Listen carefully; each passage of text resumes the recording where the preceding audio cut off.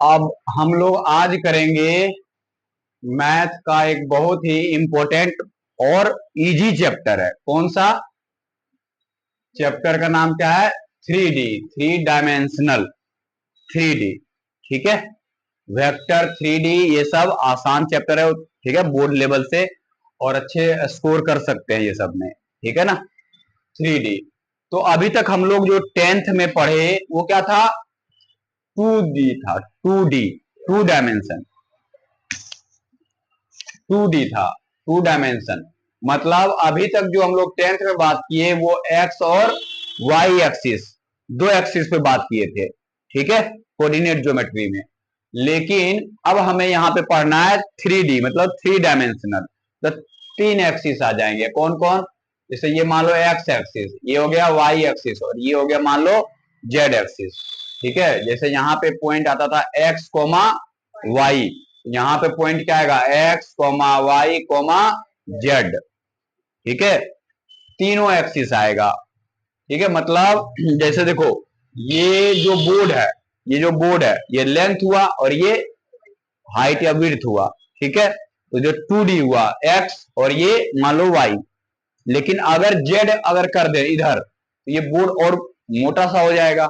ठीक है, जिसमें टीवी लाते देखता है वो कवर कितना मोटा सा ऐसा होता है। ठीक है, उसमें क्या है? लेंथ भी है, ब्रेड्थ भी है और हाइट भी है, तीनों है। एक्स वाई जेड तीनों एक्सिस है। 2D में पढ़ा होगा कि ये देखो, फर्स्ट सेकेंड और थर्ड, और ये चार क्वाड्रेंट में डिवाइड हुआ। 3D में 8 में डिवाइड होता है, ऑक्टेंट बोलते हैं इसको। क्वाड्रेंट तो इसको ऑक्टेंट बोलते हैं। 11th में भी पढ़े होंगे 3D में। ठीक है, कि फर्स्ट क्वाड्रेंट में प्लस प्लस प्लस, सेकेंड में ऐसा पढ़े थे ना। ठीक है, और यहाँ पे इसको क्या बोलते हैं? क्वाड्रेंट बोलते हैं। 2D को क्वाड्रेंट, क्वाड मतलब होता है चार, चार पार्ट में। ऑक्टेंट मतलब 8 पार्ट में डिवाइड कर दिया। जैसे कि मान लो जो डाइस जो लूडो खेलते हैं, ठीक है, उसको डिवाइड करो इक्वल इक्वल में, तो कितने पार्ट में डिवाइड हो जाएगा? 8 पार्ट बनेगा उसका। जैसे एक बार यहां से कट करो, एक बार यहां से कट करो, ठीक है, बीच से कट करो, हर एक एक्सिस के अलोंग। जैसे एक्स एक्सिस है, इसके अलोंग कट किया। वाई एक्सिस है, इसके अलोंग कट किया। और जेड एक्सिस तो ऐसे ऐसे होगा, इसके अलोंग भी कट करो। ठीक है, तो कितने पार्ट में निकल जाएंगे? 8 पार्ट निकल के आएगा। ठीक है, अब जो हम लोग कोऑर्डिनेट ज्योमेट्री में पढ़े थे, टू डायमेंशन में एक्स वाई में, कि डिस्टेंस फॉर्मूला, सेक्शन फॉर्मूला, ये बात यहां पे भी आने वाला है 3D में। और कोई डिफरेंस नहीं, उसमें एक्स वाई केवल था, यहाँ पे एक्स वाई जेड एक और बढ़ जाएगा। ठीक है, तो डायरेक्ट अगर हम टू द पॉइंट अगर बात करें बोर्ड लेवल से, तो क्या हो जाएगा? अगर मान लो कि हम डिस्टेंस फॉर्मूला का बात करें, यहां दिख रहा होगा ना, दिख रहा है ना? ठीक है, तो डिस्टेंस फॉर्मूला पे अगर हम बात करें तो मान लो कि ये ए पॉइंट है और ये बी पॉइंट है। ठीक है ना, जिसका कोऑर्डिनेट x1 y1 अब z1 है। इसका कोऑर्डिनेट मान लो x2 y2 और z2 है। अब इसके बीच का डिस्टेंस हमें निकालना है। ठीक है, तो डिस्टेंस फॉर्मूला निकालने के लिए, जैसे ए बी का अगर डिस्टेंस निकालना है, कोऑर्डिनेट ज्योमेट्री में भी पढ़े हम लोग, क्या करते हैं? x2 माइनस x1 का स्क्वायर। यहाँ पे क्या लिख दिए? x2 माइनस x1 का स्क्वायर, प्लस का साइन। फिर क्या? y2 माइनस y1 का स्क्वायर, तो y2 माइनस y1 का स्क्वायर इधर दिख रहा है, z2 माइनस z1 का स्क्वायर। नहीं दिख रहा? यहां तक दिख रहा था? ठीक है, कोई बात नहीं है। ठीक है, तो x2 माइनस x1 का स्क्वायर, y2 माइनस y1 का स्क्वायर, z2 माइनस z1 का होल स्क्वायर। ठीक है, इस पे अगर हम एक एग्जांपल देखो, आसान सा, इधर दिख रहा होगा, इधर भी नहीं दिख रहा है। ठीक है, अगर मान लो एक पॉइंट है, मान लो इसका कोऑर्डिनेट है 1, 2, 3।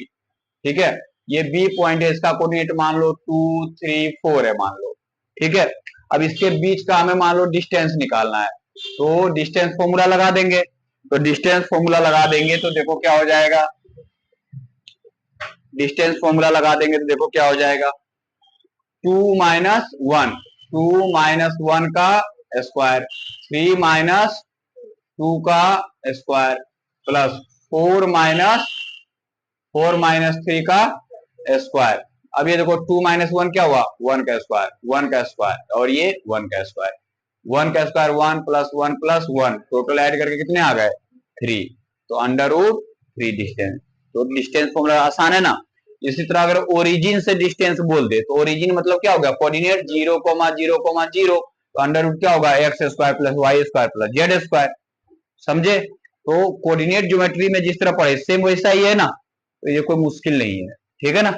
ये चैप्टर भी उतना भी मुश्किल नहीं है, जब से प्लेनर को प्लेनर ये सब हटा दिया सिलेबस से, तो बोर्ड लेवल का और सिलेबस आसान हो गया है। ठीक है, पहले थोड़ा मुश्किल था, प्लेनर और को प्लेनर ये सब आ जाता था। तो इसको थोड़ा नोट करो, फिर आगे बढ़ते हैं। अब देखो, अब नेक्स्ट डिस्टेंस फॉर्मूला के बाद नेक्स्ट टॉपिक पे आ गए हम लोग, section formula. Section formula, section formula हम लोग 10th में भी कोऑर्डिनेट ज्योमेट्री पढ़े थे, एक्स वाई एक्सिस पे। यहाँ पे 3 पॉइंट ले लेंगे, एक्स वाई जेड तीनों। अब जैसे मान लो ये ए पॉइंट है, ये बी पॉइंट है, ठीक है। अगर ए बी लाइन को कोई point P externally divide, internally divide किया, इंटरनली में ऐड होता है, एक्सटर्नली में माइनस होता है। तो इंटरनली डिवाइड किया, मान लो एम और एन रेशियो में, यहां से यहाँ एम और ये एन रेशियो है। इसका कोऑर्डिनेट मान लो x1, y1 और z1, ठीक है। इसका कोऑर्डिनेट मान लो x2, y2 और z2। इसका ये हो गया x y z, x1 y1 z1, ठीक है ना, x y z। जिस तरह हम लोग सेक्शन फॉर्मूला कोऑर्डिनेट ज्योमेट्री में पढ़े थे वही सेम। अगर x है, ये वाला जाके इधर से मल्टीप्लाई करो और ये रेशियो इधर से मल्टीप्लाई, तो m जाके इससे मल्टीप्लाई क्या होगा mx2, n जाके उससे मल्टीप्लाई तो nx1 डिवाइड में क्या होगा m + n, ठीक है। इसी तरह अगर देखो y निकालना है, y m जाके y वाले से मल्टीप्लाई, n जाके इधर वाले y से मल्टीप्लाई, तो क्या हो जाएगा my2 ny1 डिवाइड में क्या होगा m + n। इसी तरह अगर हमें z निकालना होगा तो m जाके इधर से मल्टीप्लाई, n इधर से मल्टीप्लाई, तो mz2 nz1 डिवाइड में क्या हो जाएगा m+। स्कूल में पढ़ लिया ये सब, ये चैप्टर पढ़ लिया, ये बोल रहा है पढ़ लिए, तुम पढ़ लिया, ठीक है। अब देखो ये हो गया, ठीक है। तो ये एक्स वाई जो भी आएगा कोऑर्डिनेट ये निकल के आ जाएगा इस पॉइंट का कोऑर्डिनेट, ठीक है। अगर इसी में हम बोल दें मिड पॉइंट, ठीक है, इसी में बोल दें मिड पॉइंट फॉर्मूला पढ़े होंगे, मिड पॉइंट फॉर्मूला। देखो मिड पॉइंट कहने का मतलब क्या हुआ, एम और एन का रेशियो 1:1 हो गया, एम और एन का वैल्यू सेम हो गया 1:1 मान लो। तो जहां जहां एम और एन है वहां वहां 1:1 पुट करो, तो देखो क्या बन जाएगा x2 + x1 m + n 1:1 कितना हो गया 2। इस तरह y इक्वल टू क्या होगा y2 + y1 1:1 क्या हो गया फिर से 2। इसी तरह z अगर निकालना है तो क्या हो जाएगा z1 z2 + z1 divide by 2। समझे बात। तो ये सेक्शन फॉर्मूला है, इसी में मिड पॉइंट फॉर्मूला क्या हो गया 2 से डिवाइड हो जाएगा, x1 + x2 डिवाइड बाई 2, ठीक है। अब यही ये देखो अभी जो हम लोग किए, ये जो था ये इंटरनली पॉइंट है, मतलब ये ए बी के बीच में पॉइंट है, मतलब इंटरनली है, पी पॉइंट ए बी को इंटरनली इंटरसेक्ट किया। लेकिन यहां दिख रहा होगा, यहां दिख रहा है ना। अब देखो अगर जैसे मान लो ये ए पॉइंट है और ये बी पॉइंट है, आगे आगे जाके यहाँ पे पी पॉइंट है, तो ये तो ए बी के बाहर वाला पॉइंट हो गया, ठीक है। तो ये जो पॉइंट है इसको इसका कोऑर्डिनेट हमें मान लो निकालने बोल दे, तो ये कोऑर्डिनेट मान लो एक्स वाई और जेड है, और ये कोऑर्डिनेट है x1, y1, z1, और बी का कोऑर्डिनेट है x2, y2, z2, ठीक है। अब रेशियो कितना हुआ m और n, ठीक है। अब देखो क्या होगा x निकालने के लिए क्या होगा m जाके इधर से कहा गया, m जाके इधर से मल्टीप्लाई और n वाला इधर से मल्टीप्लाई, तो देखो क्या हो जाएगा mx2 प्लस n जाके इससे मल्टीप्लाई nx1। अच्छा एक्सटर्नली में यहाँ पे क्या लगाएंगे माइनस लगाएंगे, और नीचे में भी m - n लगाएंगे। इंटरनली अंदर पॉइंट हुआ ए बी के बीच में, तो प्लस लगाना है साइन। अगर बाहर हुआ, एक्सटर्नली अगर डिवाइड हुआ तो माइनस लगाना है। तो अगर y निकालना है तो फिर क्या हुआ, m जाके y से मल्टीप्लाई, तो m y2 n y1 divide by m minus n। इसी तरह अगर हमें z निकालना है तो क्या होगा, m z2 minus n z1 divide में क्या होगा, m माइनस n। ठीक है, इंटरनली रहेगा तो प्लस प्लस, एक्सटर्नली रहेगा तो माइनस माइनस। इस पे एक एग्जांपल भी देख लो, इधर दिख रहा है इधर। ठीक है, एक एग्जांपल सिंपल सा देख लो। जैसे मान लो ये पॉइंट है, इधर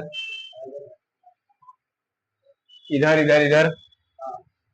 अब देखो यहाँ पे, मान लो एक एग्जांपल में ये ए पॉइंट है, ये बी पॉइंट है, 1 2, और मान लो ये है -1। ठीक है, ये कोऑर्डिनेट मान लो 2 1 3 मान लो ये है। ठीक, और रेशियो बोल दे कोई पी पॉइंट है जो कि 2 और 1 रेशियो में डिवाइड हो रहा है। ठीक है, तो ये कोऑर्डिनेट हमें निकालने बोल दे, तो x इक्वल टू क्या हो जाएगा, 2 जाके इससे मल्टीप्लाई, 1 जाके इससे मल्टीप्लाई। ठीक है, दिख रहा है ना, अच्छा देखना। तो 2 जाके इससे मल्टीप्लाई, तो 2 इंटू 2, 1 जाके इससे मल्टीप्लाई, 1 इंटू 1 डिवाइड में क्या होगा, 2 प्लस 1, तो 2 2 या 4 और 1 2, 4 प्लस 1 5, 2 प्लस 1, x कितना आ गया 5/3। इसी तरह y को भी निकाल लेना, z को भी निकाल लेना, हो जाएगा ना। तो ये देखो आसान है क्योंकि 10th में पढ़े हुए हम लोग इस पे। ठीक है, केवल एक एक्स्ट्रा हो गया z, एक्स वाई पे तो काम कर ही चुके हैं हम लोग 10th पे, इसलिए मुश्किल कुछ नहीं है। ठीक है ना, इसको नोट कर लीजिए, फिर आगे बढ़ते हैं।